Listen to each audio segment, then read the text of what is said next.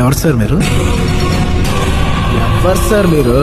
అసలు మ్యాటర్ ఏంటంటే నేను మన సాంబి సూరి చెఫ్ ఇంకా మన సాంబి వాళ్ళ అన్న ఇంకా వాళ్ళ ఫ్రెండ్ అయితే అందరం కలిసి ఒక ప్లేస్ అయితే స్టార్ట్ అయితే అయిపోయా. సో ఇక మన సాంబి అయితే వాళ్ళ కార్ అయితే తీసుకొని వచ్చేసిండు. రాగానే అందరం ఎక్కేసి స్టార్ట్ అయితే అయిపోయా. కార్ ఎక్కగానే వీడు చేసే పనులు చూడండి ఒకసారి. ఎవరో తెలుసా?